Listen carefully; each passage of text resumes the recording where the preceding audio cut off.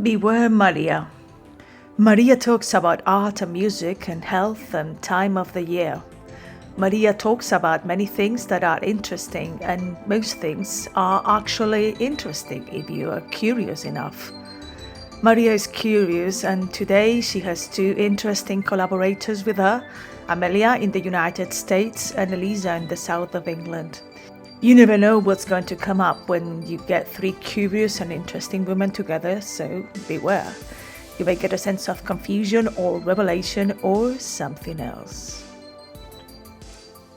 So, the last episode we were talking about dating, and maybe we are going to still talk about dating and maybe a few more things. I'll tell you what happened to me during lockdown, almost at the end of lockdown. I went to the GP, and the GP asked me a very difficult question. She asked me, "Are you sexually active?" And I went like, didn't know what to say. I mean, I'm single, I live on my own. But what counts as sexually active was totally unclear to me. Because I said, no, I'm not sexually active. Like, I'm not actually having sex of that kind with someone. And then, but I felt really uncomfortable because I was not really knowing what counts as such. And then I felt really stupid because I didn't do the question. I should have to ask the doctor, can you please specify what counts as being sexually active? As if I have sex with myself, I'm sexually active. I think that is being sexually active. If I have a guy who comes to my house and makes a dinner, serves it to me, and then he kisses my neck and he massages my feet and he kisses my feet, and then he goes, am I sexually active? I would say yes. But for a GP practice, does it count? I don't know what she's asking. I don't know what she needs to know. So I think the NHS should specify what is exactly what they're asking. She's asking, are you introducing things inside your vagina or not? Or what kind of things? Or is it things, objects, Various animated things. objects or inanimated objects? I mean, the ramifications of the question were so much that I had to stop and think and had a cold drink after. And the next time I get that question, I'm going to be really well prepared to ask my question back. But I'm not freeze. But in the moment, I really didn't know what to say. What do you think? I suspect that when it comes to a GP's practice, then they're talking about fluid exchange. You know, anything that involves like an exchange of fluids. Probably, but kissing is a fluid exchange. That's a really good point. Yeah, and so maybe. So if I kiss someone in the mouth, am I sexually active? Potentially, but that's a good point. Questions must be answered. But I think, not in terms of like medical reasons. There are many things that count as sex, like erotic experiences that we share with other people. And that counts to some people as being sexually active because it's a sexual activity, or at least counts in your head or in your body as a sexual activity. But I don't know what the GP is thinking when they're asking that. Just makes me want to call my GP and ask for random things, just so that I can get asked the question and then mess around with him. Exactly. What do you mean with that? But if the GP asks that, I mean, imagine what the different range of many people are thinking in the many different kind of head, in the different imagination. When they say yes or no, simply, they don't know what they're answering to. We don't know what the question is. Because I don't mind to answer, but I just got very surprised. Next time, I'm really going to go for it. I promise. My GP never asked me. So maybe he was interested in you. In me. It was an approach. He was flirting with you. She was flirting with you. No, but I don't think there's a way to flirt with anyone, and it would be quite unprofessional. Honestly, if they have to ask you something if they have to do you any kind of testing or any kind of, I mean, this is what I would understand. I think they ask for different reasons. I don't really visit the GP often, but I've never been asked that question. I think there's Only me. various reasons, why they could ask you, but that we all can think of, in terms of STDs and all of it. But also, but also it's just an indication of the general well-being that you are in, because they know, and we know, that it's part of, a good hormonal balance. It's just our basic need. It's like asking you, are you drinking enough water? It's the same. It's a basic human need, and they know it, and it has like a deep impact on our chemistry and our well-being and in our psychology. So I think that's part of the questions that they might ask, to have a view of how your general I like that well-being. with the word enough. Yeah, imagine they ask you, are you having enough sex? Yes. Not are you sexually active, are you having enough sex? Yeah. And then they write it in the notes. Yes. You having enough sex? Prescription. You need to have more sex. How much is enough? Yeah. Because I think I'm going to tell, now that nobody listens to me, I think I have become like a big teddy bear that is cuddleable and huggable. And I have been in the last months sleeping with men, but literally sleeping. Like they get in bed with me, they cuddle, they hug me, they kiss me, they're very nice, and then we fall asleep. So I must have something that invites to sleep. And it's very sweet. And I tell you one thing, I vow to remain like that, because I prefer that, to be cuddled and loved and wanted and hugged and have a meaningful relationship of that kind, rather than be fucked and forgotten the next day, if I have to choose. Otherwise, I prefer, obviously, to have something a bit more complete. But things come to a point where if there is only one choice, I know where my heart is. Yeah, that makes sense. I think the nice thing is that, realizing now that I can ask for what I want. So if that means that, like, I can ahead of time say, these things are very important to me. Like, I like to be cuddled afterwards or before or during or whatever. I have agency now, and I get to ask for what I want and be very, very specific about it. And Amelia, but there is not after or before. I mean, there's only. Yeah, I know. Yes, no, I understand. But I mean, in terms of any interactions that I might have with somebody, with a partner, I get to say, this is what I want. And I'm pretty demanding, actually. I'm very clear. I think what I'm very good at is at observing what is it that the other person is up to. Because it's not that I cannot ask for things, but I'm not asking for the impossible. So sometimes I say, I can get this and I can have these. Let's have it. What would be impossible? I'm very curious. What would be the impossible thing to ask for? I won't say it on air. Okay. Fair enough.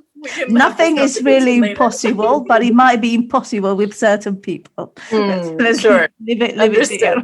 Yeah. It's under specific. However, I would very much like that it's not that there are not enough people, okay, that want me. I feel a very lucky woman. I feel wanted. But I am very selective, I think. And I get, like, I'm sure we all get all these random people that come with all their holiness and messages, and I want you, and I da, which is what this song is about. And I would like you to listen to this song, which is just a minute.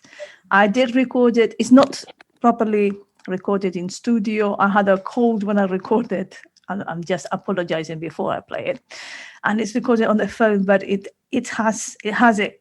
This is exactly what I want to mean. So I am going to send you the link so you can react to it. This is going to be ladies react to Maria's song. So this is it. You have sent her red roses with a poem and sign. You have got her some chocolates of the very best kind. You have taken her to dinner. You have wine and you dine. You have told her she's always in your heart of mine. You have written love letters. You have texted her all night. And all that she has said is that you are alright. But love isn't happening. She's not being consumed by the flames, and her heart is not open to you. When love is what matters and your heart is in tatters, if you take my advice, you will see how very nice. She will no more resist. You will not be dismissed. It will send you to the top of her favorite list. Send her a cockpick. Send her a dick pic. Send her the digital image that shows a good side of your stick. There's nothing that's best for your plan that's sending an image of your little man. And I wonder, oh, I just wonder, how long will it take since you sent her that pic of your dick with an obvious erection, till you get her affection?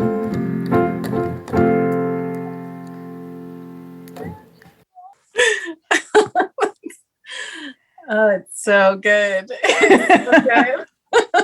I love it. Wow. Erection rhymes with affection. That's so good. Elisa says I should do more. Yes, I actually absolutely. would like to do. I have a few more, and I always wanted to put them together into a show that would be called Psychology Cabaret. When I interpreted the show, that I would be a coach. I would be the role of a coach to do all this stuff. When I don't know, whenever possible. And oh my God, it's so good. Why did I do this? Why? I think it's like the saying that many male animals, they show body parts. They show. I mean, men are nice people, so I'm not going to blame men and say, oh man, but there must be something genetic there. I think there are a couple of things that happen, but I think it's a very primal. So there's this, there are these psychological studies of how differently we've evolved, women and men, just by the sheer fact that men have external organs and they can see them, and they develop this very intimate relationship, and it's their pride and joy because they can see it. And when they are aroused, they can see it. It's immediate. It's visual, and female sexuality is hidden, and so it's always been mysterious and all of it. And I think the fact that they enjoy showing you, it's like it comes in a way also from that, but also for animals, it's not like animals, they consciously go around showing their dick, but yes, there's that element of like, there are animals that when they're available and they were aroused, clearly their genitals show up. So yes, I think there's a primal something there. It's just that we're trying, I think, as human beings to transcend the primal states, and sometimes we fail. And I think the unsolicited cockpicks are where we fail, because sometimes we appreciate them, of course, but consent. Mm-hmm. I'm going to recommend a movie. Do you have Netflix? Mm-hmm. Yeah. So if you haven't, please watch an amazing documentary that is called Dancing with the Birds. Have you seen it? It's a 2019 documentary, which is narrated by Stephen Fry, and it's about the birds on. It's called Birds of Paradise, I think, and it's all about the male birds with different colors, different kind of feathers, and it's all what they have to do in order to mate with the female bird. And it's incredible. I mean, it's just incredible. Yeah. And it's so well narrated by Stephen Fry. And you see the poor guys, I mean, I see the poor guys because they have to put so much work in these clothes, in either building something that's going to be destroyed or showing off or doing these and moving or dancing or doing a lot of stuff. And it sounds so crazy. But it's so well narrated. But Stephen Fry makes a really good story about it. That's something I was thinking about recently, how funny it is that, you know, in nature, normally the male is the one of the species that's normally more colorful, for example, because he's trying to woo the female. And actually we flipped it, because for us, normally it's women who, you know, wear makeup and dresses and jewelry and all of that. And also in terms of, you know, if you think about the coaching, you know, the dating coaching that we were, you know, that you were reading last time, it's just, it's all advices for women. What does a woman has to do in order to catch a man? Whereas actually in nature is exactly the other way around. It's just amazing how we've flipped, you know, the dynamic. Yeah.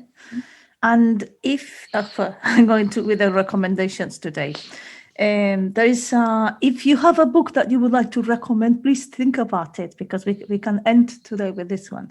Sex at Dawn. Sex at Dawn. Oh, okay, now you you just sorry. went with it. I just shot it out like that. Okay, Elisa, then Sex at Dawn. I'll look it up and I'll. Okay, so in the meantime, I just bought this one and I haven't finished it, but I recommend it. Do you know this one? No. This is amazing, and it's a beautiful cover, bright colors also, and it's called Women Don't Owe You Pretty. Beautiful book, illustrated book by Florence Given. And let me show you. I love it because when you open it, it's leopard print. And okay, it's not because of that, because I like it, but I like the detail of the leopard print. And the idea, look, well, because we are in Zoom, so I can show them some of the pictures.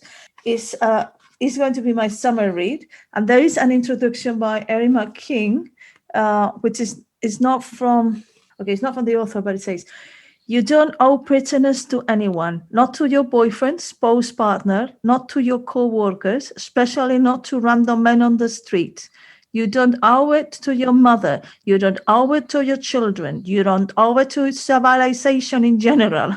Prettiness is not a rent you pay for occupying a space marked female." Eric McKing. And it has lovely pictures inside. I have selected a couple of moments here. So there's a picture of this Black woman here with glasses of martini. And it says, "Crumbs can't fit me. I want the cake." I love it. And another one here inside, which another woman here says, which is very pertinent. That one there, who is also a sort of bikini, and says, "It's a wonderful day to forget about dating and start healing the part of yourself that lets you to believe you need external approval to be valid in the first place." Yeah. It's fantastic. And the other one that I think we three of them we would recommend. Yes, absolutely. That was going to be my suggestion. Kasia's work with three Kasia trained. Kasia Barniak, A Woman's Guide to Power Unbound. So this is a book we all have, and we all know each other because we did Kasia's training. Her book and her training are really amazing. She really works with women's conditioning to support women stop following what we have been following for centuries and centuries, and have the agency to go for what you want and defend yourself, ask for what you want, and go from rage to power. Have you finished the book? I'm midway through the book. Yeah, I finished it. You finished it. And another very good thing about the book is very much the type of work she really does. So it's not giving you stuff so that you do the course. She's actually giving you what she does in the course, which is amazing. And it works. It's hand and feet on. It's things that you can put in practice from day one. Absolutely. It's very good. Yeah. It's a great book. It's a great book. You can buy it online. Elisa, what book would you recommend?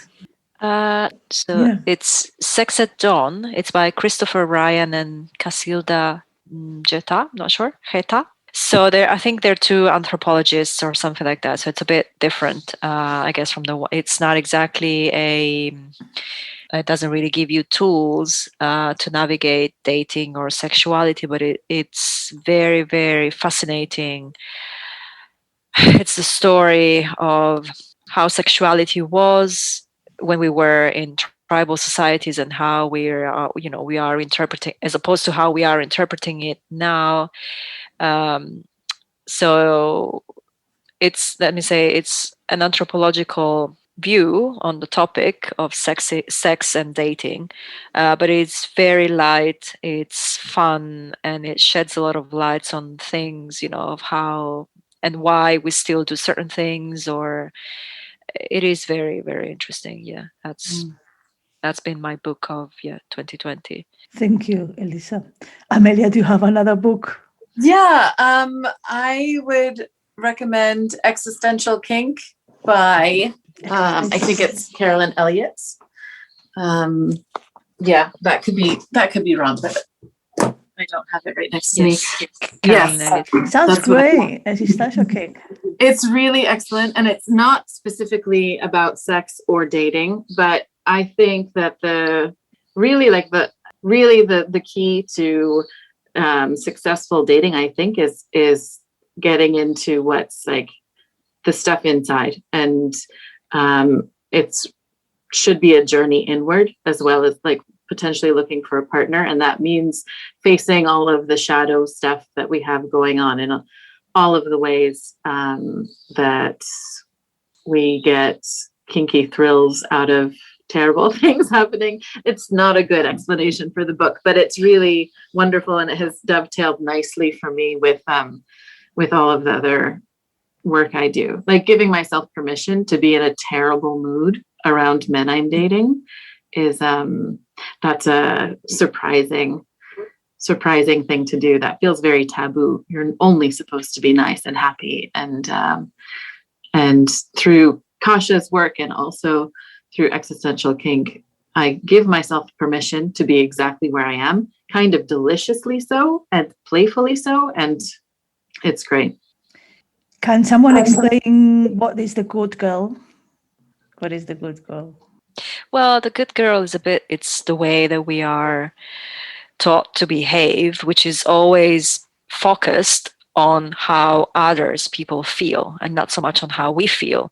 So we are being good girls. And I think many people, it's not just relevant to women. Many people receive it anyway, but it tends to be more prevalent in women because we are, in the past, especially, maybe not so much now, but it keeps being repeated over and over through generations. Women are taught to be always more attentive as to how everybody else feel, as opposed to being attentive as to how they themselves feel. So they are taught to be always looking out for how other people are feeling in response to what they are doing. And that takes away the focus from the woman herself. So she becomes this, good girl because, of course, everybody is pleased to be around her, but she is completely cut off from herself. So she's a good girl because she's pleasing everybody, but she might not even know who she is as a result of that. If you were the dating coach of the good girl, what advice you give? Just one short thing, one thing. For example, I say, you can text first. Ooh, well, one advice for a good girl is difficult because I think it's a sticky one to start unraveling for yourself. It's difficult. I think what Amelia was saying in the last time is a very good one. So really stop and check in with yourself. Does this, feel pleasurable to you? That's your barometer. Yes. In whatever situation. Yeah. Do you enjoy being in this conversation? Do you enjoy being on this day? Do you enjoy, being with this person right now? That's the one thing that I would probably suggest. Yeah. Amelia, one little thing for the list. Another one. I don't know if this is going to be specific enough, but just try as little tips. Okay. It doesn't have to be like we are writing the Bible now, but just small things. Well, because I was going to say, be okay with things being uncomfortable. And that's maybe not specific enough, but yeah, you can text first, you can call first, you can set up a date. Yes, you can be playful. And I think it's really like, it should always be focused on me. Like it needs to start there with me. Like, does this light me up? Do I want to do this? The second that I'm thinking about somebody else, all of those rules from last time, the dating coach rules, those are all focused on the other person and trying to get them to pick us, right? Feel pleasure. You can text first. You can set up a date. You can be playful. Focus on you. Yeah, those are nice ones. Yeah, for startup for the next book, for the next YouTube coaching date. And also you can gracefully reject and not feel guilty about it.